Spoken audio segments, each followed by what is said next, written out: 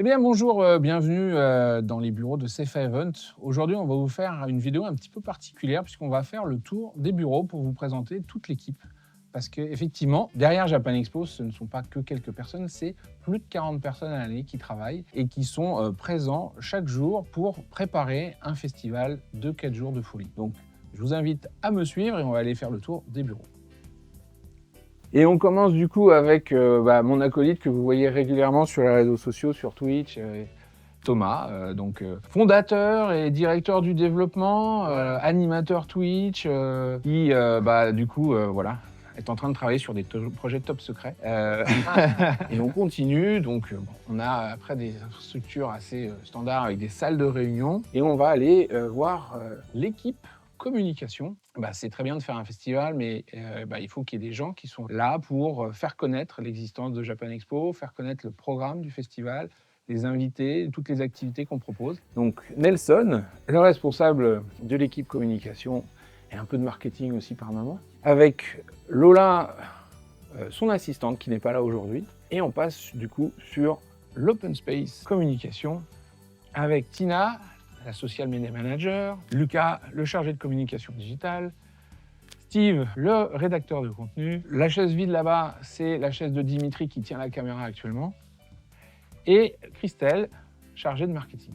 On passe maintenant au bureau de Thibaut, notre responsable intendance stock, que vous reverrez plus tard dans la vidéo, puisqu'on ira faire un tour dans justement l'entrepôt de Safe Event. Et on va passer du coup à la direction d'exploitation, qui est le service dont lequel fait partie Thibaut. La direction d'exploitation, il s'occupe de toute la partie audio-vidéo, suivi de l'installation, déploiement de tout le matériel sur le festival pendant le montage, l'exploitation, etc. Donc c'est vraiment le cœur, puisqu'on a le centre des opérations qui dépend de la direction d'exploitation, l'informatique, etc. Voilà, donc un service vraiment important. Avec dans l'équipe Pascal, le directeur d'exploitation, et Camille, son assistante. Alors vous voyez qu'ils ont beaucoup d'écrans, parce qu'il y a beaucoup de fichiers ouverts en même temps et beaucoup de choses à gérer. Le bureau administratif, et pas que, puisque effectivement, on va retrouver dans ce bureau Béatrice, notre chargée de tout l'administratif, la facturation, tout ça, ça va être son métier. On a Caroline, qui est à la fois mon assistante de direction, mais également en charge de tous les produits dérivés de Japan Expo. Et Sissa, qui est l'assistante de direction de Thomas, mais également en charge de toutes les relations avec les institutions japonaises. Le bureau de la troisième associée, la fondatrice de Japan Expo, Sandrine, la responsable commerciale, qui est partie en rendez-vous parce qu'on a traîné un petit peu à lancer cette vidéo. Mais on va passer voir l'équipe commerciale qui s'occupe de tout le démarchage au niveau des sociétés pour avoir des exposants, des partenaires. Laetitia qui est en charge justement de la vente de stands. On a Rémi qui est le responsable des grands comptes, donc les stands les plus importants, et Elliot en charge du sponsoring et marketing du festival. On passe maintenant à un bureau très important puisque chaque entreprise a besoin de gérer les ressources humaines et donc voici le bureau RH. Notre responsable ressources humaines, Siem, et son assistante, Myriam, qui sont aidés par Anne, qui est donc une directrice de ressources humaines externes qui vient nous donner des coups de main, des conseils tout au long de l'année. Des salles de réunion et on va passer à l'équipe programmation. On commence par le bureau de l'opérationnel, surtout programmation et puis petit à petit d'un peu de tout avec Céline, la responsable opérationnelle, et Juliette, son assistante. La programmation, c'est aussi beaucoup de discussions avec des invités, des artistes. Et donc, on a une équipe éditoriale à la tête de laquelle on trouve Sae, la responsable éditoriale programmation, et son adjointe Wakako. Dans l'équipe de Sae, on va retrouver plusieurs personnes. Anouk, chargée de programmation, et Yoko, chargée de programmation également. Pour la partie opérationnelle, on a Lucia qui est donc en charge des plannings techniques, Alexandre qui s'occupe de ce qu'on appelle la logistique participant, donc par exemple les hôtels, les avions, tout ça, c'est lui qui s'en occupe. Toute une équipe de chargés de programmation ici. Brendan, Samuel qui est en plus, lui, responsable, vous l'avez déjà vu sur Twitch, responsable de tout ce qui est projet cosplay et des jeux vidéo e-sport. Et enfin, Baptiste, en charge de tous les stands de la programmation. Et on passe dans le bureau des responsables de 2 services très importants. Le premier, c'est l'accueil visiteur. Donc l'accueil visiteur qui va s'occuper de la billetterie, de toute la gestion du public, des infrastructures pour faire en sorte que le festival se passe bien pour vous, avec à sa tête donc Julia, la responsable accueil visiteur. Mais le festival ne pourrait pas non plus ouvrir ses portes si on n'avait pas de la logistique pour construire tous les stands, toutes les scènes, installer tout le mobilier. Et ça, c'est grâce au service logistique qui est géré par Nolwenn. Donc dans l'équipe de Nolwenn, on trouve Tessa, chargée de logistique et notamment de tout ce qui est les plans. Et dans l'équipe accueil visiteur de Julia, on va avoir Carole et Fabien, chargés de l'accueil visiteur. Voilà. Fabien, en plus, il a une deuxième casquette puisqu'il fait les produits dérivés. On arrive maintenant dans le bureau des expositions. Parce que depuis quelques années, le festival produit ses propres expositions, tout seul ou en collaboration avec des entreprises japonaises. Et la personne en charge de la supervision et la mise en place de toutes nos expositions, c'est Jason, qui est épaulé depuis peu par Jérôme. On ne pourrait rien faire de tout ça sans avoir des magnifiques visuels. Et donc, du coup, pour ça, on a un studio graphique qui est donc géré par Benoît, le responsable, et qui est composé donc de Julien, qui fait vidéo et infographie statique, on va dire. Tout ce qui est vidéo que vous voyez sur Twitch, c'est souvent lui qui est derrière ça. On retrouve Geoffrey, le directeur artistique, et Johanna, infographiste, qui travaille notamment, on le voit encore derrière elle, sur les expositions que vous avez pu voir ces dernières années. Et maintenant, on va partir visiter le stock de l'entreprise où on a tout le matériel nécessaire pour le festival. Eh bien, bienvenue. Nous voici rendus donc dans le stock, l'entrepôt de Japan Expo où on conserve toute l'année le matériel qu'on va exploiter sur les différents festivals. On va faire un tour, on va vous montrer tout ce qu'on a, mais avant toute chose, quand on arrive au stock, la première chose à faire, c'est qu'il faut s'équiper avec les équipements de sécurité. Donc on va aller mettre les chaussures. Voilà, on est équipé, les chaussures de sécurité c'est indispensable. Et on va faire un tour. On va retourner dans la partie bureau.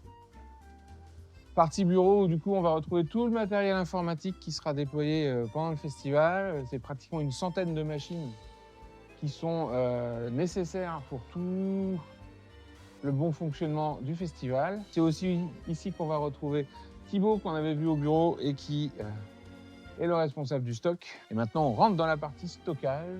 Alors là, c'est un petit peu particulier en ce moment puisqu'on vient d'installer des nouveaux racks à palettes et donc vous voyez les étagères vides, elles vont être réaménagées et re-remplies d'ici quelques semaines. Et faisons un petit tour pour que vous voyez un petit peu tout le matériel que nous avons besoin de stocker. Les choses les plus évidentes, on a des caisses, de chaises, de tables. Ce qu'on appelle les Aquilux, c'est une partie de la signalétique puisqu'on la réexploite de manière à être le plus écologique possible. Il y en a qui sont vides puisqu'on les remplira pour le festival, mais il y en a qui sont déjà pleines et qui stockent tout. On voit la laiterie, on a même là-haut de l'affichage, des échelles, etc. Tout le matériel nécessaire pour la préparation du festival. Une zone qu'on appelle la zone de picking, qui là stocke du coup du matériel qui va servir sur le festival, donc de la chaînette plastique, des bâches, on a du scotch, on trouve de tout. Et notamment, on trouve aussi tous les gilets staff qui sont stockés dans des caisses comme ça.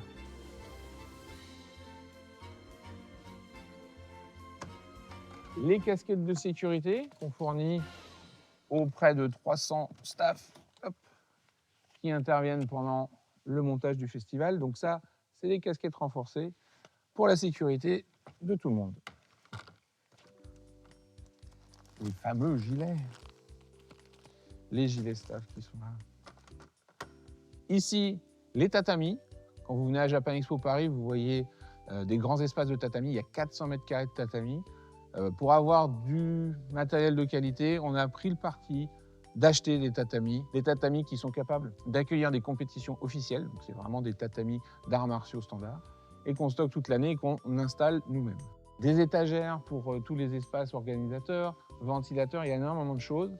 On voit même ici toute la partie qui va servir au photocall cosplay plus traditionnel avec les tatamis et le matériel de plage, etc.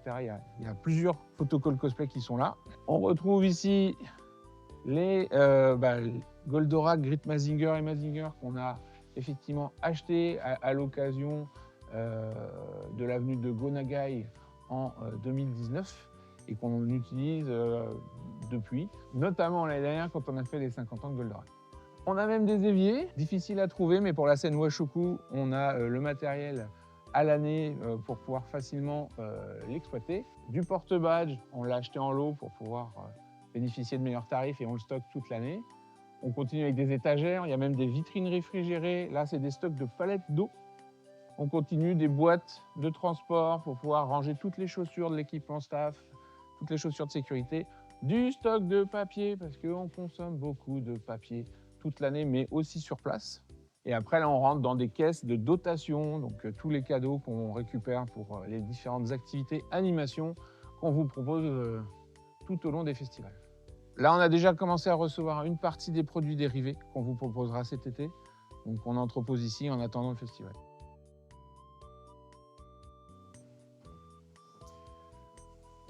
Et on continue notre visite. Du coup, là, on a une mezzanine qui nous permet d'avoir un lieu de vie pour les staffs qui vont venir sur la préparation du festival en mai et juin.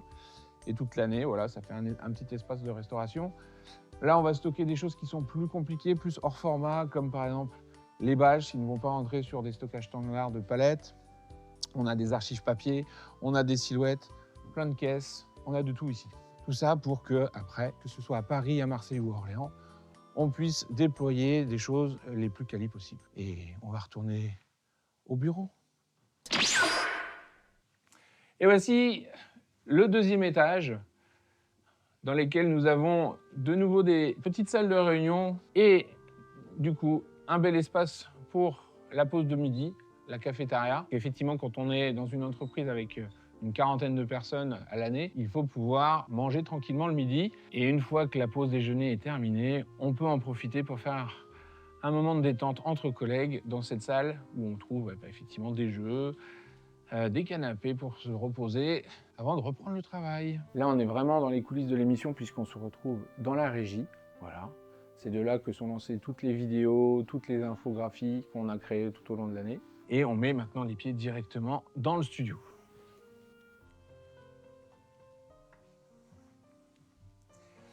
Et je prends ma position dans laquelle vous me voyez régulièrement le lundi.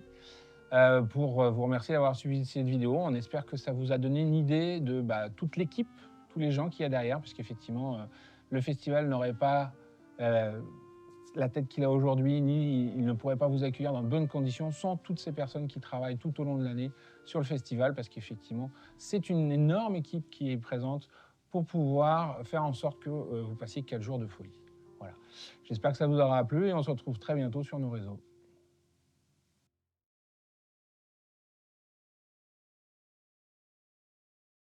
Tu veux l'avoir pour ton bureau? On aurait pu faire ça, tu me diras, quand on a fait le tour des bureaux, le mettre dedans. Donc là, c'est le bureau de Monsieur Abara. Vous aurez le vrai cet été, là, c'est juste... Là, un petit vestige du passé que vous verrez sur l'exposition 25 ans, puisque c'est le premier costume de Chibidino qu'on a remplacé par une version gonflable, parce que comme vous le voyez, ça prend de la place. Tu vois rien pour l'instant, mais t'inquiète, quand la tête va se redresser, ça ira mieux. C'est quoi, c'est 1h15 le gonflage, c'est ça? Est-ce que je lui mets une casquette de sécurité ou pas?